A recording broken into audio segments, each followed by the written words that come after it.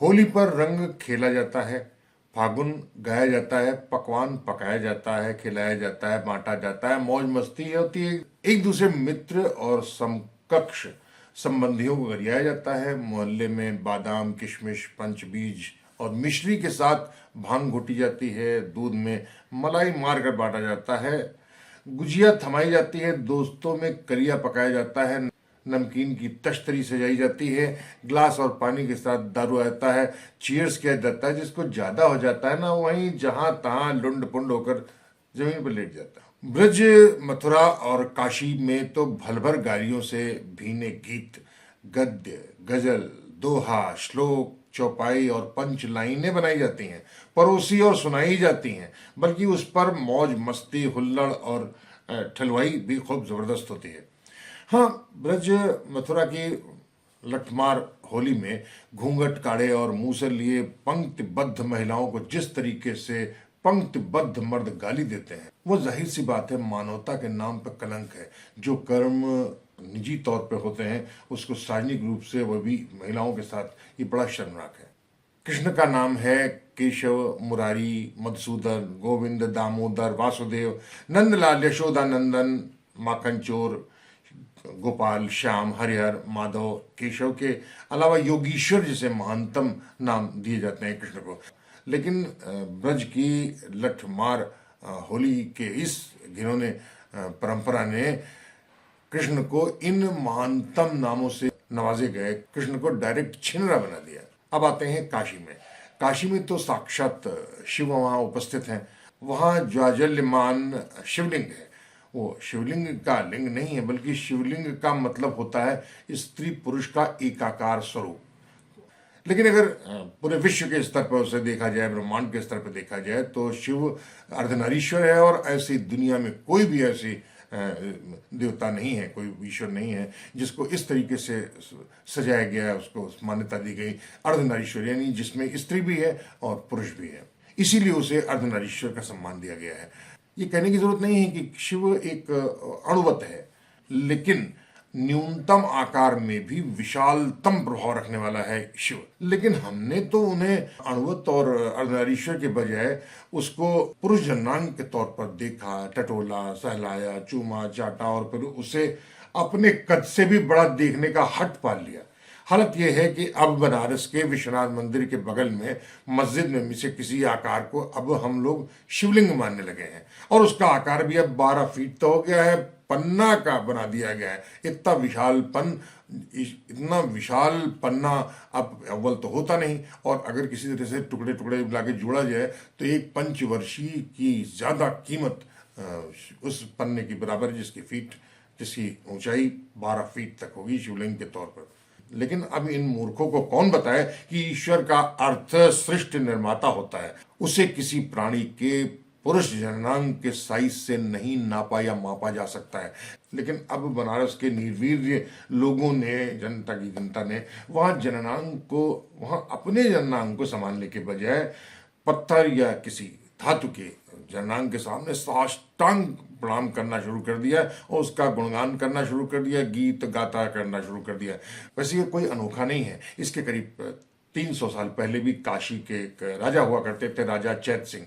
उनको भी एक अघोरी संत था कीनाराम, उन्होंने उसको शाप दे दिया, निर्वंश हो जाने का शाप। और फिर हालत ये हुई उनकी कई पीढ़ियां केवल गोद की परंपरा पर ही काशी राज की गद्दी पर बैठ सके। मैं इसे स्थिति को नहीं मानता, सच नहीं मानता कि इस परंपरा को जिस तरीके से समाज में स्थापित किया गया, वो साबित करता है कि निर्वंश हो सकता है व्यक्ति, और वो उस तभी हो सकता है जब वो अपने जननांग के बजाय पूरे धातु या किसी मिट्टी के लिंग पर पुष्प अर्पित करना शुरू कर दे। और बस वही लंठई में हमेशा तत्पर रहने वाले काशी में तो बसे लोग बहुत हल्ला करते हैं, बहुत दंग दंगा करते हैं, लेकिन काम करने में उनकी नानी मरती है। लिंग लिंग बहुत चिल्लाते हैं, लेकिन बात बात पर उसका गान भी करते हैं। लेकिन बच्चा पैदा करने के वक्त उनका सारा जोश तिरोहित हो जाता है। ऐसी हालत में कोई लुच्चा पड़ोसा ही काम आता है। यकीन न हो तो डॉक्टर मोती चंद का काशी का इतिहास नाम किताब पढ़ लीजिए, जिसपे उन्होंने राजा चैत सिंह की संतान औलादों की पीढ़ियों का पूरा ब्यौरा दिया है। इतना ही नहीं, अजय मिश्र का उपन्यास है पक्का महाल, उसको खरीद कर वाच लीजिए, आंखें खुल जाएंगी। बनारस हिंदू विश्वविद्यालय में हिंदी के विभागाध्यक्ष रहे हैं काशीनाथ सिंह। जिस तरह काशीनाथ सिंह ने गालियों का महाग्रंथ नुमा उपन्यास लिखकर पूरी काशी की बहन महतारी कर दिया है, उससे नामवर सिंह स्वर्ग में भी अब इस समय भो भो करके सतत अष्टपात करते रहे होंगे। उन्हें ग्लानि होती होगी कि उनके भाई ने उनकी छवि को लंगोट की मैल की तरीके से मसल कर फेंक दिया, जिसे उन्होंने पूरी जिंदगी भर के परिश्रम से एक महान आलोचक के तौर पर बुनी थी, गढ़ी थी। हाँ, मिथिला में भी गाली दी जाती हैं, नंगी नंगी गालियां, लेकिन वो गालियां सामान्य तौर पर रघुकुल, दशरथ, कौशल्या, सुमित्रा और राम, लक्ष्मण, भरत, शत्रुघ्न के साथ ही साथ मंथरा और कैकेयी को भी इतनी नंगी नंगी गाली देते हैं। ये तक कहते हैं कि दशरथ के एक नहीं 10 रथ थे और इसी में नाम पड़ गया था दशरथ। लेकिन इतनी गालियां दी जाती हैं दशरथ को, इन बाकी पूरे खानदान को, कि जितने रथ हैं उनको अगर तोड़ दिया जाए तो उसको देख करके कैकेयी भी भौं भौं करके रोना शुरू कर देंगे। ऐसी गालियां सुनकर तो राम अपने मर्यादा पुरुषोत्तमीय गान की स्टार्टिंग से ही अपने कानों में पिघला हुआ सीसा गुड़ेल लेंगे, इतनी गाली देते हैं मिथिला के लोग। बाकी जानकारी तो आपको हरिमोहन झा की किताब है खट्टर काका, उसको पढ़ लीजिए, बिल्कुल साफ साफ समझ बता देंगे वो आपको। शिव को सीधे सीधे तो अब गाली नहीं दी जाती है, लेकिन शिव को सीधे सीधे अब गाली नहीं दी जाती, लेकिन पहले गाली भी देती थी। हालांकि आदर मादर वाली गाली नहीं होती थी उनको। बहुत साल पहले हमने सुना था कि शिव बारात के नाम पर किसी बारात में उस शिव की स्तुति होती थी और वो पार्वती के मायके में गए हुए शिव को गालियां के तौर पर देखा जाता था, कथा के तौर पर, लेकिन पूरी शाइस्तगी के साथ, उसमें घृणा बिल्कुल भी नहीं होती थी। जरा सुनिए, गाली कुछ इस तरीके से: तुमका बीछी कूची काटे, तुमका सांप सपेरा सूंघे, तुमका डसे कालिया नाग, बरतियो मरी न गयो। लेकिन अब तो अवधि नहीं बल्कि पूरे हिंदी भाषा भाषी क्षेत्रों में भी विवाह के दौरान दूल्हा और बारात लेकर आए गए लोगों को घर की महिलाएं चुन चुन कर बेहिसाब गालियां देती हैं। मराठी और गुजराती, नेपाली, बंगाली, उड़ीसा, असम और आसपास के इलाकों में भी ये परंपरा पूरी पवित्र अनुष्ठान के तौर पर मौजूद है, हर घर में है। चाहे वह कोहबर का मामला हो या फिर भात समारोह का या दोपहर भाज का या फिर कोई दूसरा अन्य, भीषण गालियां होती हैं और बेहिसाब होती हैं। लेकिन होली के मौसम में तो अधिकांश भारत में रंग खेलना जरूरी कर्मकांड हो गया है, जैसे गाली देना और होली में गाली देना। लेकिन होली के मौसम में तो अधिकांश भारत में रंग खेलने का जरूरी कर्मकांड हिस्सा बन चुका है गालियां देना।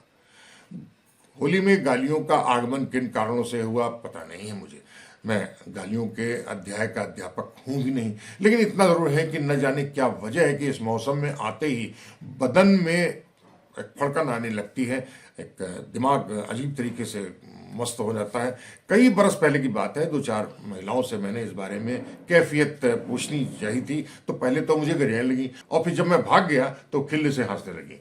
अबूझ है कि कामदेव के प्रस्तावों पर रति देवी शुरुआत में तो इतनी हेठी और हिकारत का व्यवहार करती हैं, लेकिन लंबी प्रतीक्षा के बाद उसे स्वीकार कर लेती हैं। कमाल है। हालांकि यह व्यवहार है बाकी प्राणियों में भी होता है, लेकिन कामदेव को दुत्कारने और खिल्ल से हंस पड़ने वाली प्रवृत्ति केवल स्त्रियों में ही क्यों आती है, मेरी समझ में आज तक नहीं आता है।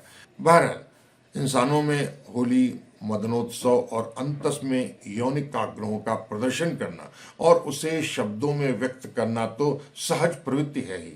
हवाओं के झोंके से पेड़ों का गिरना, डालों का परस्पर लड़ना, शीतकार या चीतकार की शैली में हो हल्ला और शोर करना कुदरती कृत्य है। मैं तो उसको मदनोत्सव के तौर पर देखता हूँ, उसे समझने की कोशिश करता हूँ और उसका आनंद भी लेता हूँ।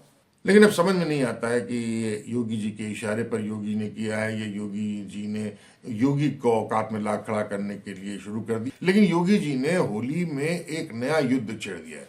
इस मामले में वे प्रकृति को भी पिछाड़ते जा रहे हैं। आलिंगन के सभी प्राकृतिक प्रयोगों और कृत्यों को बहुत सहज तरीके से देखा जाता है और उसे ही मोदी और योगी ने क्रियात्मक तौर पर अपना भी लिया है। कहने को तो वे आलिंगन का नाम लेते हैं उसे, लेकिन सच बात यह है कि वे अपने विरोधियों को पीछे से दबोचने की कोशिश करते हैं, उस पर आमादा हैं हिंसक तरीके से। चाहे वह मुसलमान हो, मणिपुर की कुकी या मैतेई हो, महाराष्ट्र के मराठी हों, छत्तीसगढ़ या उड़ीसा के आदिवासी हों, उत्तराखंड के पहाड़ी हों, योगी और मोदी की यह जुगलबंदी केवल यही तो कर रही है। संभल का मामला हो, बहराइच में हो, जिस तरीके से भी योगी ने मुसलमानों के साथ मदनोत्सव की शैली में इस तरीके की होली खेलनी शुरू कर दी है, उससे समाज का एक बड़ा हिस्सा भभा रहा है, सहला रहा है, चीखें निकल रही हैं। खैर, यह तो मौका है योगी और मोदी का, वे जीत गए हैं। लेकिन अगली बार जब बाजी कहीं खुदा न खास्ता पलट जाएगी और बाकी लोगों समुदाय ने उन्हें पीछे से पकड़कर दबोच कर इसी तरीके से आलिंगन करना शुरू कर देंगे, तो हाहाकार मच जाएगा। आज तो अजान पर लाउड स्पीकर से ऐतराज हो रहा है, तब डीजे से बताया जाएगा कि आलिंगन कैसे होता है। इसलिए इतिहास बोध की अनिवार्यता होती है, जिससे वर्तमान पर परख कर भविष्य की रणनीति तय की जाती है। एक गिरोह अफवाह फैलाकर हिंदुओं को एकजुट करने की कोशिश कर रहा है, साजिश कर रहा है कि रोजाना हजारों ब्राह्मणों का कत्ल करता था औरंगजेब, और उसके उतरे हुए उन मरे हुए लाश से जो जनेऊ उतरते थे उनका वजन लेता था। जब 30 मन हो जाता था तब वो एक नवाला अपने गले में उतारता था। ये हालत, उसकी सत्यता आप खुद तय कर लें। लेकिन सबसे पहले वो सच कहते हैं, वो अफवाह है या सच है, ये आप खुद देखिए, बताने की जरूरत नहीं है। लेकिन इसके पहले इस सवाल का जवाब तो अपने गिरबान में आप खुद झांक लें कि परशुराम ने अपनी माता रेणुका की हत्या क्यों कर दी थी और शिव ने अपने अबोध बच्चे गणेश की गर्दन क्यों काट दी थी। क्या वजह थी कि शंभू की हत्या राम ने कर डाली थी? क्या वजह थी कि अभिमन्यु की और घटोत्कच जैसे बच्चों को कृष्ण ने क्यों मारा? हिरण्यकश्यप ने अपने बेटे को मारने के चक्कर में अपनी बहन होलिका को चिता पर क्यों जला दिया, जिसके नाम पर आज हम मदनोत्सव मनाते हैं और हर साल? क्या ख्याल है आपके मोदी जी और योगी जी और उनके अनुयायियों? बुरा न मानो होली है और न भी मानो तो भी होली है।